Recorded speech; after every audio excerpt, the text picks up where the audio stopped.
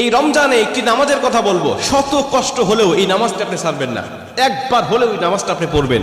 নবীজি এই নামাজের এত গুরুত্ব দিতেন, নবীজি বলেছেন জীবনে একবার হলেও তুমি এই নামাজটা পড়বে।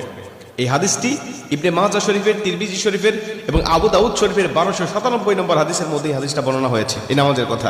নবীজি তার চাচা আব্বাস রাদিয়াল্লাহু তাআলা আনহুকে ডাক দিয়ে বলছেন, চাচা আমি আপনাকে এমন একটি নামাজের কথা বলছি, এই নামাজটা আপনি প্রতিদিন একবার হলেও আপনি আদায় করবেন।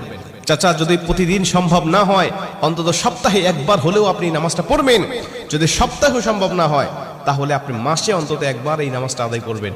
চাচা যদি মাসেও আপনার পক্ষে কষ্টকর হয়ে যায় বছরে একবার পড়বেন, যদি বছরেও না পারেন জীবদ্দশায় অন্তত একবার হলেও নামাজটা পড়বেন। কারণ এই নামাজটা এত পাওয়ারফুল নামাজ, এই নামাজটা আদায় করার কারণে আপনার প্রকাশ্যে অপ্রকাশ্যে যত গুনাহ করেছেন, আপনার ইচ্ছায় অনিচ্ছায় যত গুনাহ করেছেন, আপনার অতীত জীবনে যত গুনাহ করেছেন সব গুনাহ আল্লাহ আপনাকে ক্ষমা করে দেবে। চাচা এই নামাজটার নিয়মটা একটু ব্যতিক্রম। এই নামাজটাকে বলা হয় সালাতুত তাসবিহ। এই নামাজের মধ্যে অতিরিক্ত কিছু তাসবিহ পাঠ করতে হয়।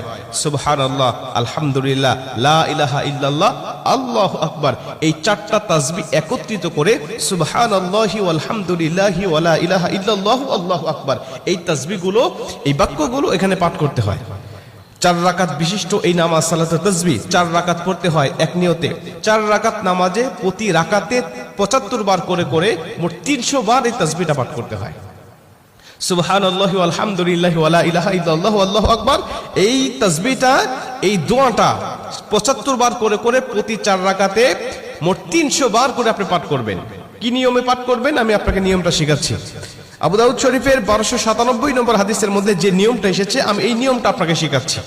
আমাদের সমাজে আর বেশ কিছু মানুষ বেশ কিছু নিয়ম বলে, কিন্তু আমি আপনাকে হাদিস থেকে সরাসরি নিয়মটা জানাচ্ছি। এটা আপনি রেকর্ড করে নেন, খাতা কলম থাকলে লিখে নেন, প্রয়োজনে এটা যত সোশ্যাল মিডিয়াতে যাবে, ফেসবুক ইউটিউবে যাবে, এটা আপনি সেভ করে নিজ আইডিতে শেয়ার করে রেখে দিবেন, যাতে আপনিও শিখতে পারেন, অন্য মানুষকে শেখাতে পারেন। আপনার শেখানোর কারণে কেউ যদি নামাজটা আদায় করতে পারে, ও যে সওয়াবটা অর্জন করবে, সওয়াবের একটা অংশ আল্লাহ আপনার আমলনামায়ও দান করবে। এজন্য এগুলো মানুষের কাছে ছড়িয়ে দিবেন যত সম্ভব হয়। আপনি প্রথমে যখন নামাজটা শুরু করবেন নিয়ত করবেন, নফল নামাজের নিয়ত করে অন্যান্য নামাজে যেভাবে সানা পাঠ করি আপনি সেভাবে সানা পড়বেন। অন্যান্য নামাজে যেভাবে সূরা ফাতিহা পড়ি ওভাবে সূরা ফাতিহা পড়বেন। অন্যান্য নামাজে সূরা ফাতিহার পরে যেভাবে সূরা মিলান ওইভাবে সূরা মিলাবেন। সূরা মিলানোর পরে রুকুতে যাবার আগে দাঁড়ানো অবস্থায় আপনি 15 বার এই তাসবিহটা পাঠ করবেন। সুবহানাল্লাহি ওয়াল হামদুলিল্লাহি ওয়া লা